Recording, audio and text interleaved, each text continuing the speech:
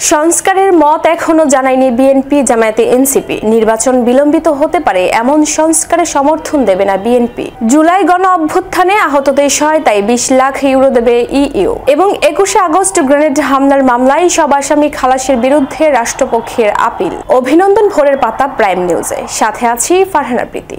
শুনছিলেন সংবাদ শিরোনাম, এবার বিস্তারিত। 5 সংস্কার কমিশনের 166 সুপারিশের বিষয়ে এখনো মতামত জানায়নি বিএনপি, জামায়াতে ইসলামী, এনসিপি সহ 23টি দল। গতকাল মঙ্গলবার পর্যন্ত প্রধান উপদেষ্টা ডক্টর মোহাম্মদ ইউনূসের নেতৃত্বাধীন জাতীয় ঐক্যমত্য কমিশনে মতামত জানিয়েছে 15টি দল। বিএনপি আগামী সপ্তাহ পর্যন্ত এবং জামায়াত ও এনসিপি আরও কয়েকদিন সময় চেয়েছে। বিস্তারিত ডেস্ক রিপোর্টে। 5 সংস্কার কমিশনের 166 সুপারিশের বিষয়ে এখনো মতামত জানায়নি বিএনপি, জামায়াত ইসলামী, এনএসপি সহ 23টি দল। মঙ্গলবার পর্যন্ত প্রধান উপদেষ্টা ডক্টর মোহাম্মদ ইউনূসের নেতৃত্বাধীন জাতীয় ঐক্যমত্য কমিশনে মতামত জানিয়েছে 15টি দল। বিএনপি আগামী সপ্তাহ পর্যন্ত এবং জামাত ও এনএসপি আরও কয়েকদিন সময় চেয়েছে। বিএনপি সূত্র জানিয়েছে, সংস্কার কমিশনের সুপারিশ নয়, দলীয় 31 দফার আলোকে মতামত জানানো হবে। নির্বাচন বিলম্বিত হতে পারে এ সংখ্যায় গণপরিষদ, সংখ্যানুপাতিক নির্বাচন ও প্রাদেশিক ব্যবস্থায় রাজি নয় তারা। বিএনপি ও সমমনা দলগুলো চায় শুধু নির্বাচন বিষয়ক সংস্কার অন্তর্বর্তী সরকার করবে, বাকিটুকু করবে নির্বাচিত সরকার। জামাত সংখ্যানুপাতিক নির্বাচন চায়, গণপরিষদ নতুন সংবিধান প্রণয়নের দাবি তোলা এনএসপি জানিয়েছে সুপারিশ পর্যালোচনা করা হচ্ছে। দলীয় মতামতে সেকেন্ডারি রিপাবলিক এবং আগে গণপরিষদ নির্বাচনের মতামত থাকবে। বড় দল বিএনপি মতামত না জানালেও বৃহস্পতিবার থেকে রাজনৈতিক দলগুলোর সঙ্গে সংলাপে বসতে যাচ্ছে ঐকমত্য কমিশন। প্রথম দিন এলডিপির সঙ্গে হবে আলোচনা। কমিশনের সমন্বয়কদের দায়িত্ব পালন করা প্রধান উপদেষ্টা বিশ্বের সহকারী মনির হায়দার এক সংবাদ মাধ্যমকে বলেন, আগে 13টি দল মতামত জানিয়েছে। মঙ্গলবার জেএসডি ও গণফ্রন্ট জানিয়েছে, রাজনৈতিক দলগুলোকে 13 মার্চের মধ্যে মতামত জানাতে অনুরোধ করা হয়েছিল। বিএনপি 20 মার্চ পর্যন্ত সময় চেয়েছে, কমিশন 18 মার্চের মধ্যে দিতে অনুরোধ করে, তবে দলগুলোর মৌখিকভাবে আরও কিছুদিন সময় চেয়েছে। কমিশন সূত্র এক সংবাদ মাধ্যমকে জানিয়েছে, রাজনৈতিক দলগুলোর সময় চাওয়ার বিষয়টি প্রধান উপদেষ্টাকে জানানো হয়েছে। সরকার প্রধানের কাছ থেকে জবাব এসেছে, রাজনৈতিক দলগুলোর মতামতের ভিত্তিতেই যেহেতু সংস্কার করা হবে তাই তাদের জন্য অপেক্ষা করা হবে, কিন্তু কাজ এগিয়ে রাখতে যেসব দল মতামত জানিয়েছে তাদের সঙ্গে আলোচনা শুরু করতে অসুবিধা নেই।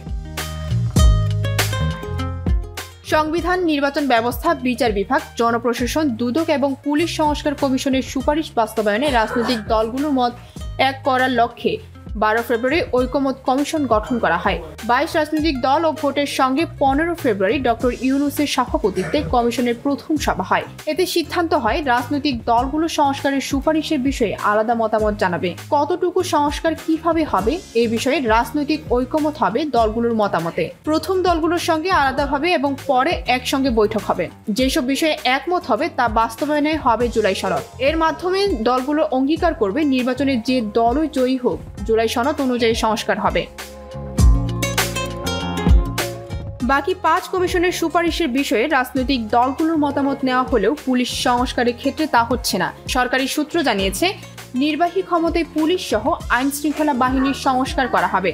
যদিও স্বরাষ্ট্র মন্ত্রণালয় নিজেদের নিয়ন্ত্রণে রাখতে চায় পুলিশকে। প্রশাসনের প্রভাবমুক্ত হতে পুলিশ চায় স্বাধীন কমিশন। রাজনৈতিক দলগুলোর পাঠানো স্প্রেডশিটের প্রতিটি সুপারিশের সঙ্গে একমত, আংশিক একমত ও ভিন্ন, এই 3টি অপশন রয়েছে। ভিন্নমত থাকলেও মন্তব্যের কলামে বিস্তারিত জানানোর সুযোগ রয়েছে।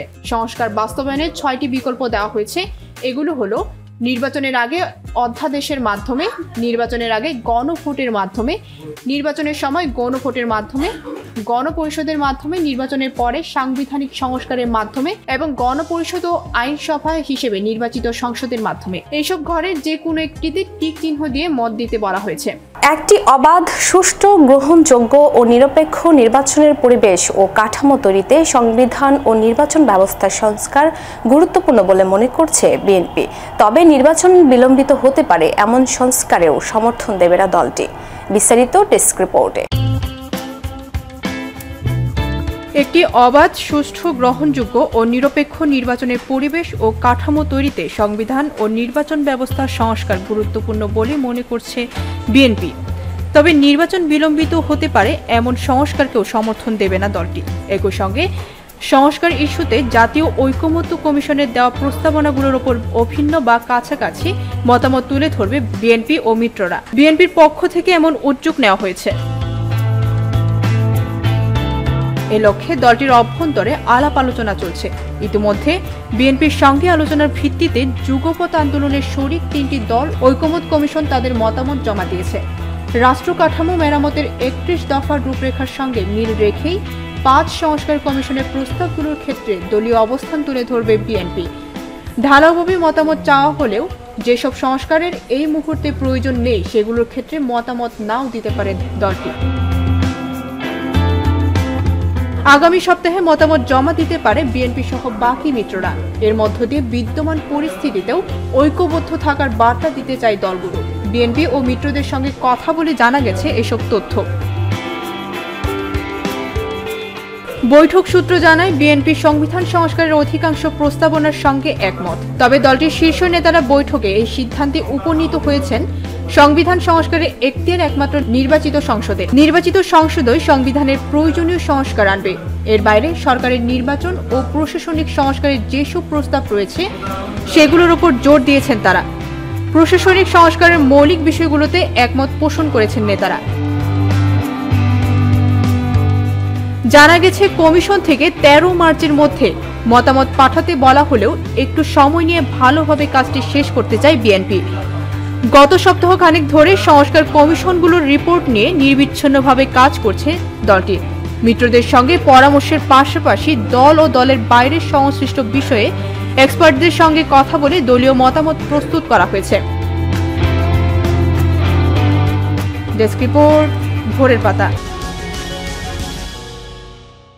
শিক্ষা খাতে সংকট কাটিয়ে উঠতে সুশাসন প্রতিষ্ঠা ও সংস্কারের দিকে অন্তর্বর্তী সরকার মনোযোগী হবে বলে জানিয়েছেন নতুন শিক্ষা উপদেষ্টা চৌধুরী রফিকুল আবরার। তিনি বলেন, মাদ্রাসায় বিজ্ঞান ভিত্তিক শিক্ষা নিশ্চিত করা হবে।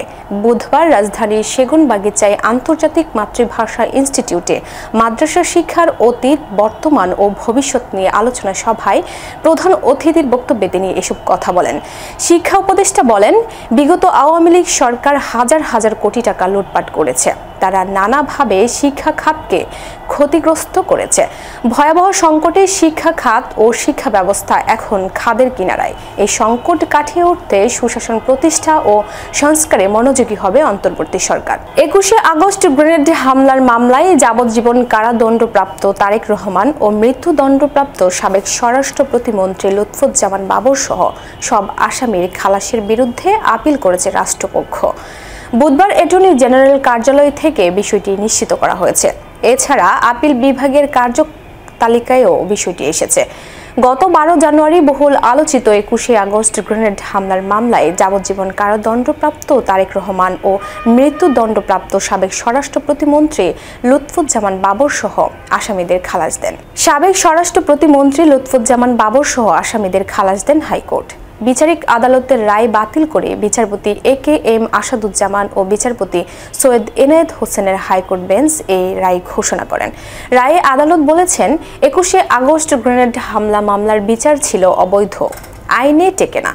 রায়ে বলা হয়েছে যে চার্জশিটের ভিত্তিতে নিম্ন আদালত বিচার করেছিলেন তা আইনগতভাবে গ্রহণযোগ্য ছিল না। ঈদের আগে তৈরি পোশাক শ্রমিকদের বোনাস ছাড়াও চলতি মাসের কমপক্ষে 15 দিনের বেতন দিতে হবে বলে কারখানার মালিকদের আনুষ্ঠানিকভাবে জানিয়েছে তৈরি পোশাক শিল্পের মালিকদের সংগঠন BGMEA।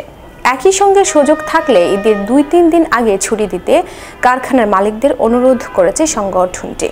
BGMEA এর মহাসচিব মোহাম্মদ ফয়জুল রহমান আজ মঙ্গলবার সংগঠনের সদস্য কারখানার মালিকদের এক নোটিশে জানিয়েছেন, পবিত্র ঈদ উল ফিতরের আগে শ্রম পরিস্থিতি এবং শিল্প খাতে শ্রমিকদের মজুরি, বোনাস ও ছুটি সংক্রান্ত বিষয় পর্যালোচনার জন্য 6 মার্চ শ্রম ও কর্মসংস্থান মন্ত্রণালয়ের সভাকক্ষে ত্রিপক্ষীয় পরামর্শ পরিষদের 85তম সভা হয়।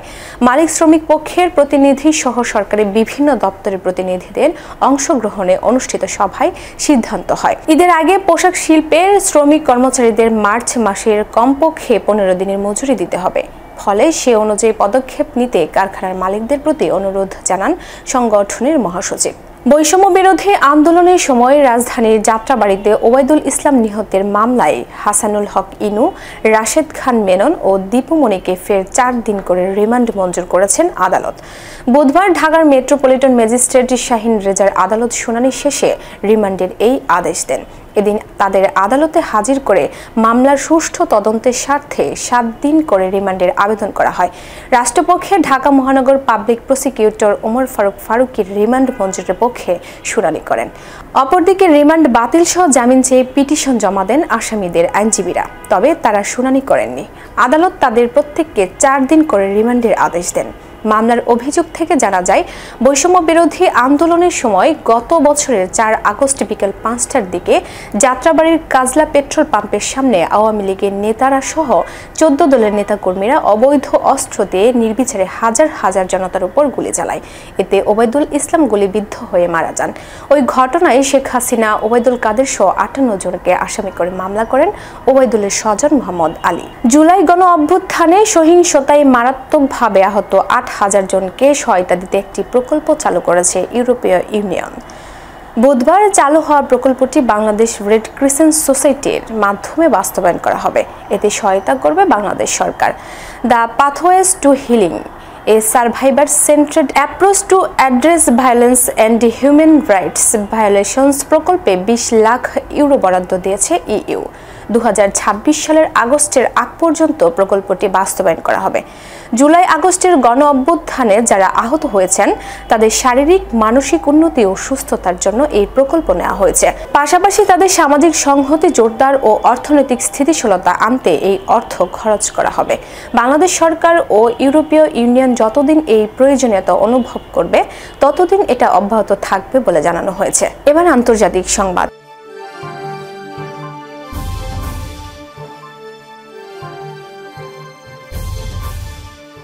মার্কিন যুক্তরাষ্ট্রের প্রেসিডেন্ট ডোনাল্ড ট্রাম্পের সাথে 1.5 ঘন্টার বেশি সময় ধরে চলা ফোনালাপের পর তার দেয়া ইউক্রেনে তাৎক্ষণিক ও পূর্ণ যুদ্ধবিরতির প্রস্তাব প্রত্যাখ্যান করেছে রাশিয়ার প্রেসিডেন্ট ভ্লাদিমির পুতিন।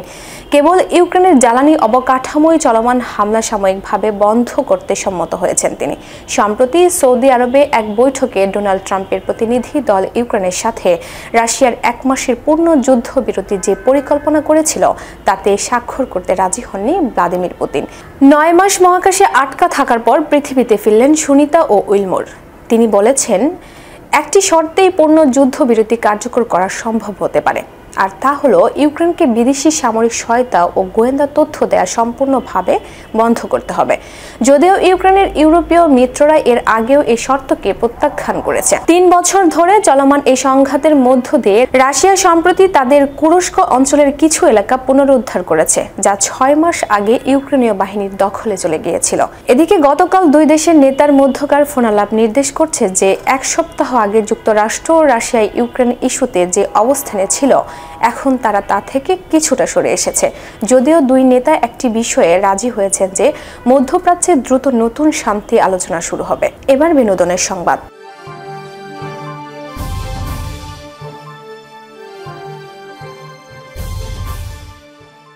কয়েক বছর ধরে ঈদের সিনেমায় নিয়মিত নায়িকা শবনম বুবলী। এবার ঈদেও তার ব্যতিক্রম ঘটছে না। আসছে ঈদে এম রাহিম পরিচালিত জঙ্গলি সিনেমা নিয়ে হাজির হচ্ছেন তিনি। সত্য ঘটনা অবলম্বনে নির্মিত ছবিটির প্রচার প্রচারণাও শুরু হয়ে গেছে। সিনেমার প্রচারণা নিয়ে আগে কথা না বললেও আজ হঠাৎ লুঙ্গি পরে সামাজিক যোগাযোগ মাধ্যমে হাজির হলেন এই নায়িকা। বললেন, হেই গাইজ, লুঙ্গি পরে জঙ্গলি সিনেমা দেখতে গেলে কেমন হয়? লুঙ্গি পরে সামাজিক যোগাযোগ মাধ্যমে ছবি পোস্ট করার পর কিছু মানুষ সমালোচনা করলেও বেশি মানুষ বুবলির প্রশংসা করছেন। অনেকেই বলছেন এটা হয়তো সিনেমার কোনো একটি দৃশ্য। এবার খেলাধুলার সংবাদ। সোমবার ইংল্যান্ড থেকে সিলেট আসা ছোটখাটো সংবর্ধনার পর হামজা চৌধুরীকে রাজকীয়ভাবে বরণ করে নেন তার নিজের গ্রাম হবিগঞ্জের বাহুবল উপজেলার স্নানঘাটের মানুষ। 25 মার্চ শিলংয়ে ভারতের বিপক্ষে ম্যাচ সামনে রেখে গতকাল রাতে ঢাকার একটি 5 তারকা হোটেলে বাংলাদেশ দলের ক্যাম্পে যোগ দিয়েছেন শেফিল্ড ইউনাইটেডের এই ডিফেন্ডার।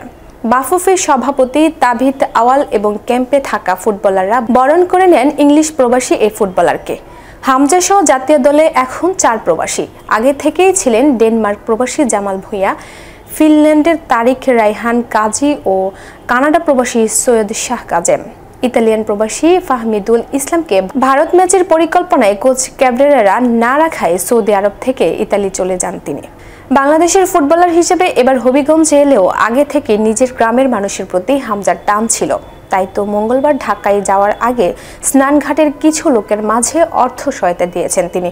এলাকার 1.5 শতাধিক মানুষের মধ্যে প্রায় 10 লাখ টাকা বিতরণ করেন। এ সময় হামজার বাবা দেওয়ান মুর্শিদ চৌধুরী সহ পরিবারের অন্যরা উপস্থিত ছিলেন। সংবাদ শেষ করার আগে শিরোনামগুলো আরও একবার। সংস্কারের মত এখনো জানায়নি বিএনপি, জামায়াতে এনসিপি। নির্বাচন বিলম্বিত হতে পারে এমন সংস্কারের সমর্থন দেবে না বিএনপি। জুলাই গণ অভ্যুত্থানে আহতদের সহায়তায় 20 লাখ ইউরো দেবে ইইউ। এবং 21 আগস্ট গ্রেনেড হামলার মামলায় সব আসামি খালাসের বিরুদ্ধে রাষ্ট্রপক্ষের আপিল। এই ছিল আজকের ভোরের পাতা প্রাইম নিউজ। সারা দেশে সর্বশেষ আপডেট পেতে চোখ রাখুন ভোরের পাতায়। ধন্যবাদ।